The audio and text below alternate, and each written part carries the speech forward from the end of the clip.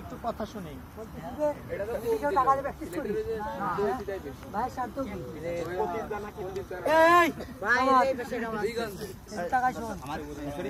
ভাইয়ের কোনো স্বার্থ আছে, মজুরিদার কোনো স্বার্থ আছে, ভাইয়ের কোনো স্বার্থ আছে।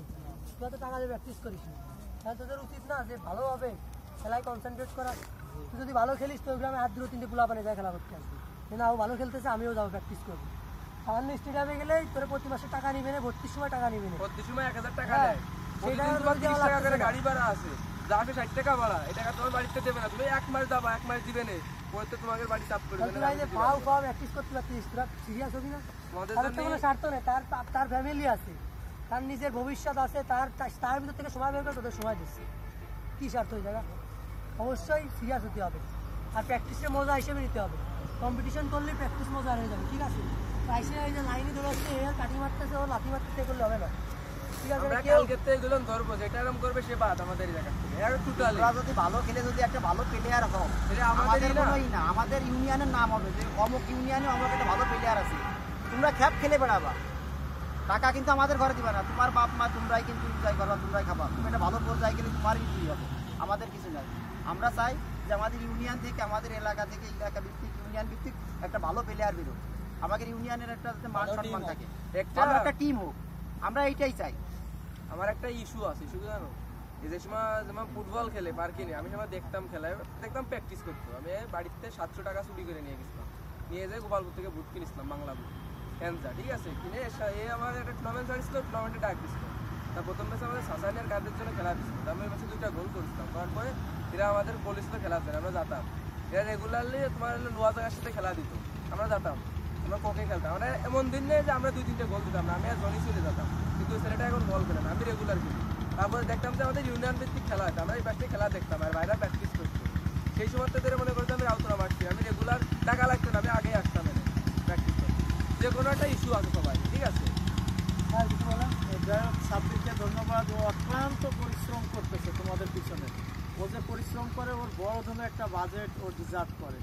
সামাদ যে পরিশ্রম করতেছে, আমাদের অধীনে সিনিয়ররা যারা পরিশ্রম করতেছে, নিঃস্বার্থ তোমাদের মানে বিকশিত হওয়ার জন্য। আমাদের আর অর্থনৈতিক ব্যক্তিগত কোনো স্বার্থ নেই। তোমরা যদি মনে করো যে তোমাদের দিয়ে আমাদের নাম কামাতে হবে, না, আমাদের নাম কাম যোগ্যতা অর্জন যা হওয়ার তা হয়ে গেছে, বিরাট কিছু আর আশা করি না। মহান সৃষ্টিকর্তা অনেক কিছু দিয়েছে, চাই যে আমাদের একটা ছেলে জেলা পর্যায়ে খেলুক, জাতীয় পর্যায়ে খেলুক। এই যে তুমি না, তোমার কেউ গনে না, একজন ভালো প্লেয়ার হয়ে ওঠো, দেখবা যে সবাই তোমার নিয়ে নাচবে। এই স্বপ্নটা দেখো, পরিবার এবং অঞ্চল এবং দেশের নাম কামাও, দেখবা যে তোমাদের মর্যাদা আপনা আপনি বেড়ে গেছে। আর সামনে যে আমাদের প্ল্যান করা হয়েছে, আমরা মোটামুটি 100 খেলোয়াড়ের যদি ড্রেস আপ করতে পারি, এবং সাব্বির সাথে কথা হয়েছে যদি মোটামুটি তোমাদের একটা প্রশিক্ষণ, গঠনমূলক প্রশিক্ষণে নিয়ে আসতে পারে, তাহলে আমরা এই ড্রেস আপ করে যেদিন প্রশিক্ষণ থাকবে, বিভিন্ন জেলার ক্রীড়া সংস্থাদের কর্মকর্তাদের আমরা দাওয়াত দেব, এবং ন্যাশনালি থেকে শুরু করে যত সাংবাদিক আছে তাদের আমরা অ্যাওয়ার্ড দিই আর সম্মাননা দিয়ে তাদের একত্রিত করে তোমাদের এটি একবারে সারা বাংলাদেশে প্রকাশিত করা যায় কীভাবে, সেই প্ল্যান পরিকল্পনা আমাদের চলতেছে, এবং আমাদের কোচ আশ্বস্ত করেছে এর জন্য সর্বোচ্চ সহযোগিতা তোমাদের করবে। এখন তোমাদের কার্যক্রম হলো তোমরা অ্যাভেলেবেল প্লেয়ার মাঠে নিয়ে আসো, এবং আমাদের মোটামুটি 100 খেলোয়াড় হয়ে যায়, এবং নিজেদের পারফেক্ট করো। আর একটা সিদ্ধান্ত ইতিমধ্যে হয়েছে যে আমরা 4টে টিম করা হবে। কালকে টিম সম্ভবত যদি কোচ অনুমতি দেয়, কালকে টিম করে আমরা গড়িও লিগ খেলবো। প্রত্যেক টিমের সাথে খেলবে, সর্বোচ্চ পয়েন্ট যে 2 দল হবে তারা ফাইনাল খেলবে, একটু আয়োজন করে কোচ একটু ফাইনালি বলে দিচ্ছে। ধন্যবাদ। আর একটা বিষয় আসলে আমার কাছে কালে ওই মানিকগঞ্জকেও ফোন দিয়েছে, ভাই আপনাদের ক্লাবের সাথে আমরা খেলতে চাই, কিন্তু আমাদের তো সেই পরিস্থিতি নেই এখন। না এখনো করে আমার ফোন দিতে, ভাই আপনাদের ক্লাবের সাথে আমরা খেলতে চাই, কিন্তু আমরা বলেছি ইনশাল্লাহ খেলবো। আমি বলেছি, তাও বলেছি ইনশাল্লাহ খেলবো।